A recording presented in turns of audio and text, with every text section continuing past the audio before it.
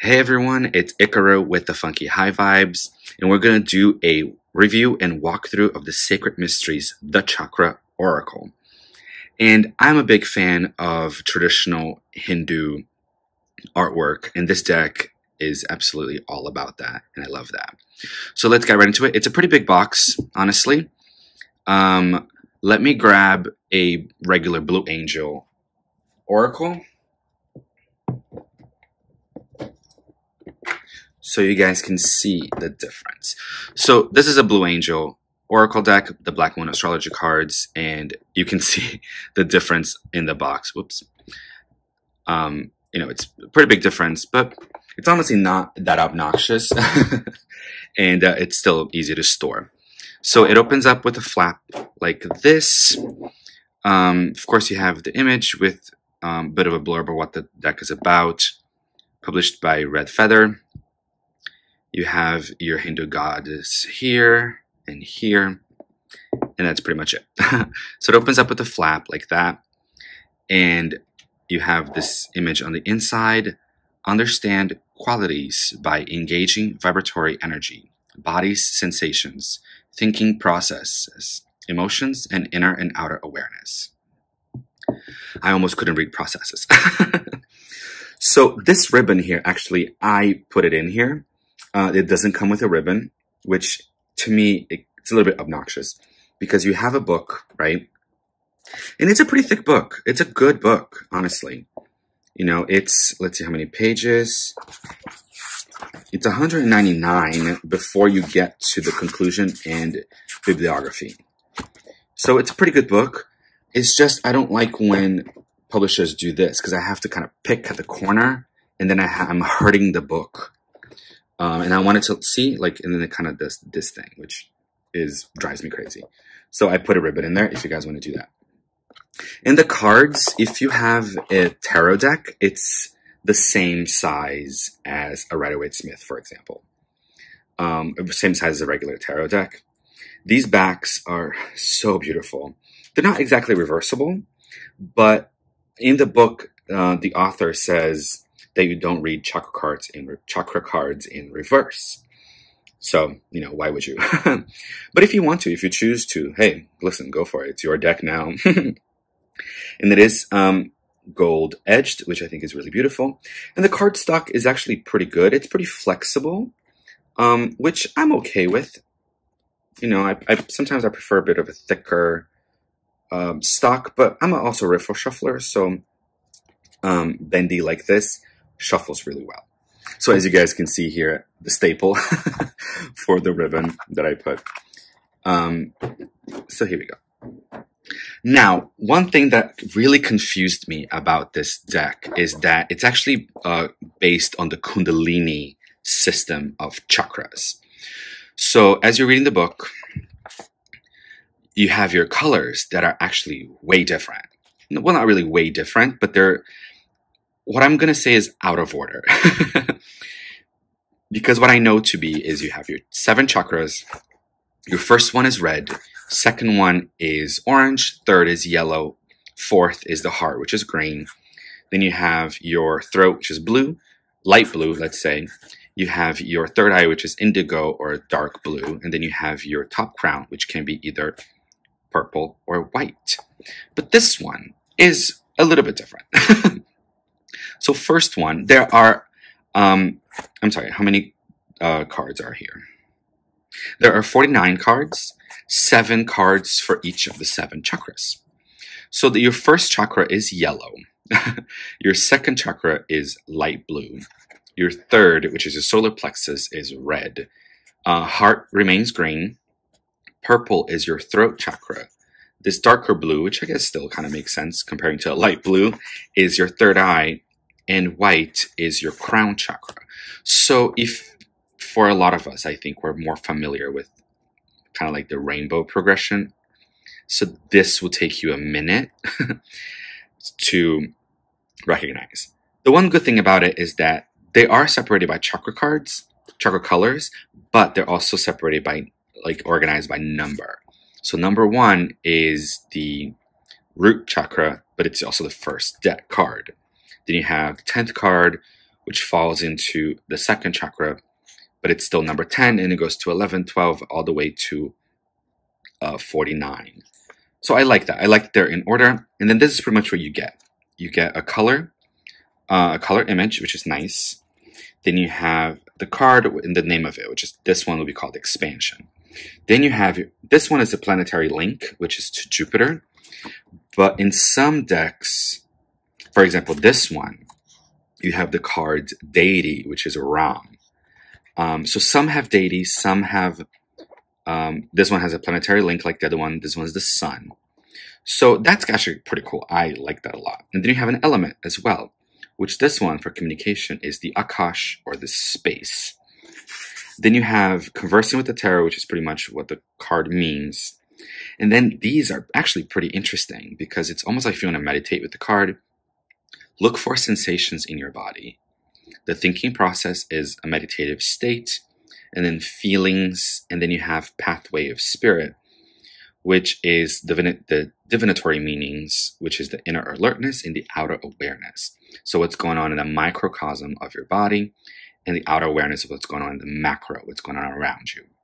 And then you have the keywords, and usually you have a quote on the bottom. But honestly, you know, the colors kind of drove me a little crazy for a minute because I was very confused, and I still am, to be honest. Sometimes I have to, if I'm shuffling the cards, I have to look at the book and go, what color does this represent? So they are out of order. I'm going to show you all of them. If you don't want to see all of them, you can skip ahead. But they're out of order because I've used them quite a bit. And I will say this, as my review, they read really well. I don't personally think that they read well for others, but they read really well for me. So I think this deck will be more of a personal deck for yourself to kind of like self-study and self-evaluate and meditate on feelings, emotions, and certain things and obstacles to overcome, inner and outer, as you saw in the book.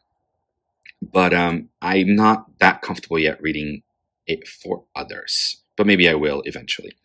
But I also find that the images are so beautiful that I want to meditate with them. I want to spend time with these images. I almost like want to get to know these deities.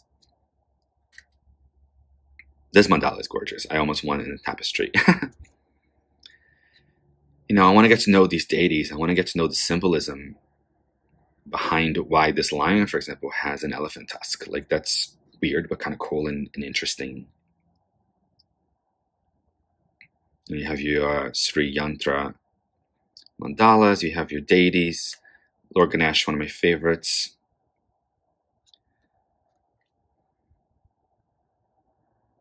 So you have keywords. If you're a numerologist, you also have the number.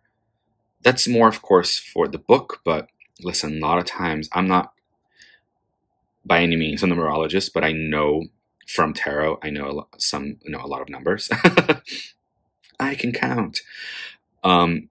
So sometimes I relate to those, and they honestly make a lot of sense, and they relate to the keyword. I love, honestly, this one, again, going back to, I love traditional Hindu artwork. This is just really beautiful and intricate.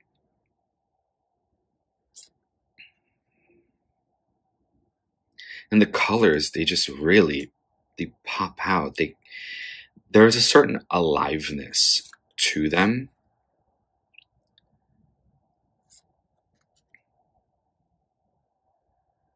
You know, fear would be related to the root chakra, but it's yellow. So sometimes like I said, I still do get confused.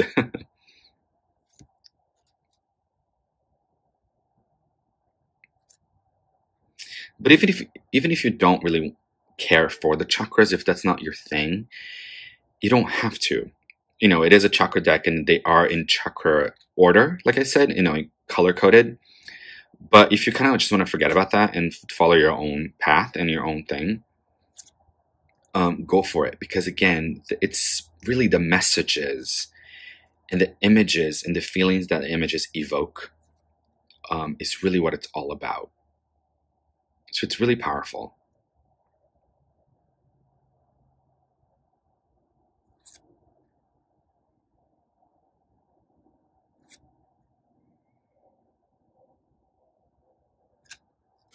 Sorry, guys. This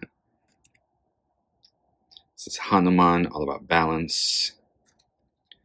Shiva, detachment.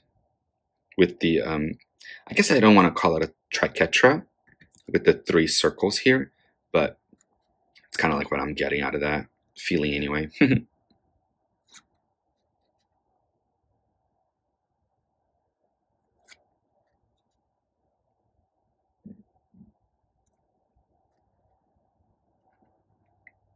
The flow that's cool from childhood to teenagehood, you know, kind of finding love. And see, the crocodile here is I don't understand, but again, I'm still learning the deck. But that's what it is. Like if I pull that card, I'd be like, oh, let's dig deeper. There's more to dig here. There's even also, like I said, if you're not really into the chakra thing, there's so much color here that you can do almost like color therapy or color healing. You know, because this is all very orange and reds and even pinks and yellows, but then you have a purple. So like, you know, color opposites maybe, I don't know. But you can totally do a color healing with this deck.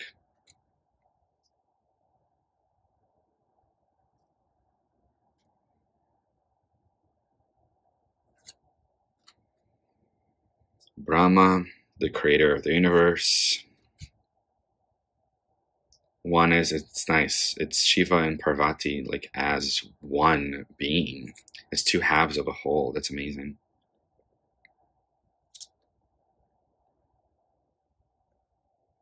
Krishna and cosmic consciousness and interference. So, you know, I am a big fan of Hindu deities and Hindu philosophy, even though I may not know that much about it, but I'm still learning. And again, for a chakra card, it's like as you saw, it's different. It's a Kundalini Chakra System. So if you're familiar and comfortable with that, this is deck for you. If you're not comfortable with it, but you're looking for kind of expand your horizons, go for it. It's a really good deck. And like I said, it reads really well.